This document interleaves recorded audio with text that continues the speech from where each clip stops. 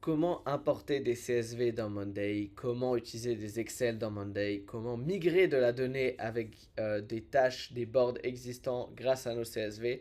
Je vais répondre à toutes ces questions dans cette vidéo.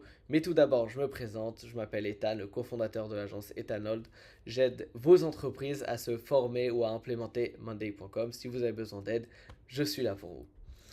Alors comment faire ça? Eh ben ça dépend si vous voulez juste importer de la donnée ou en migrer. On va commencer par importer de la donnée.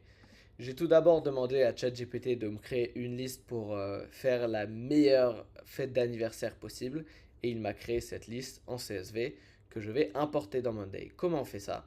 On appuie sur le bouton plus, importer des données et là comme on voit on peut utiliser Jira, Zendesk, Facebook, Trello, Asana, Google Sheet et dans mon cas ça va être un CSV.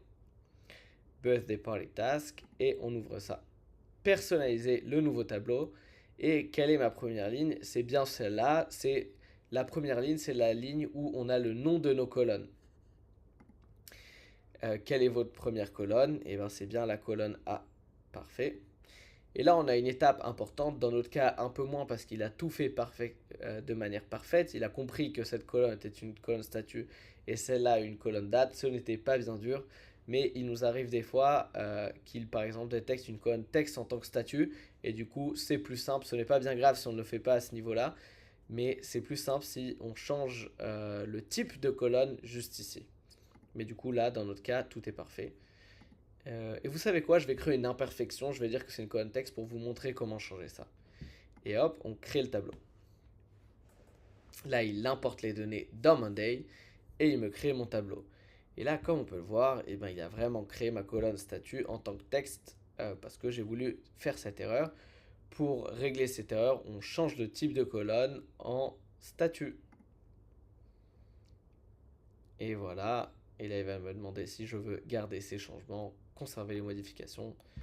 Parfait. Bon, là, les couleurs, on n'y est pas à faire et ça va être en cours. Et on va ajouter une étiquette pour dire ce qui a été fait. Parfait. Et voilà. Ce que j'aime bien faire, c'est aussi de définir ma date en tant qu'échéance connectée à la colonne statut. Comme ça, si quelque chose est dans le passé, et bien ça va être rouge. Et si quelque chose est dans le futur, je vois que j'ai un peu plus de temps. Parfait, et ben voilà comment simplement on importe de l'information dans Monday. Mais Ethan, comment on fait pour maintenant rajouter de l'information au-dessus si j'en ai besoin? Comment ça marche si ce n'est pas exactement les mêmes noms de colonnes? Et ben on va voir ça tout de suite. Je vais mettre en pause la vidéo et je vais créer un fichier pour vous montrer. Et voilà, j'ai demandé à ChatGPT de me créer un CSV similaire, mais pas avec les mêmes noms exacts et avec des colonnes en plus pour que ce soit un peu plus dur. Et on va voir comment importer ça dans Monday.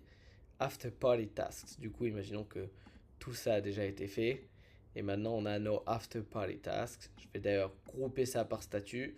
On a une vidéo à ce sujet-là. Parfait. Alors, pour maintenant ajouter des nouvelles tâches, on clique ici sur la petite flèche, importer des éléments. Et là, on va importer After Party Tasks. Et là, on aura un menu un peu différent. On clique sur Suivant. Cartographer no Monday, tâche à réaliser. Du coup, quel est le nom, quelle va être la colonne du nom suivant. Et voilà. Et là, maintenant, on a un petit menu qui va nous aider à mapper le nom de nos colonnes au nom des colonnes actuelles. Du coup, statut actuel, bah, en fait, c'est notre colonne statut. Date prévue, en fait, c'est la colonne date.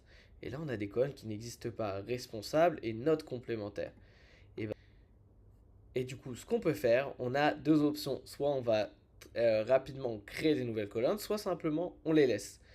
Dans Monday CRM, qui est l'autre outil, on peut directement à partir de ce menu créer une colonne en plus, mais pas dans Monday Work Management. On ne va pas rentrer dans ces détails dans cette vidéo. Et on clique sur Suivant. Est-ce qu'on crée des nouveaux éléments s'il y a des duplications? Est-ce qu'on l'ignore? Est-ce qu'on écrase les éléments existants? Nous, on va créer des nouveaux éléments parce que dans tous les cas, on n'a pas deux fois les mêmes tâches.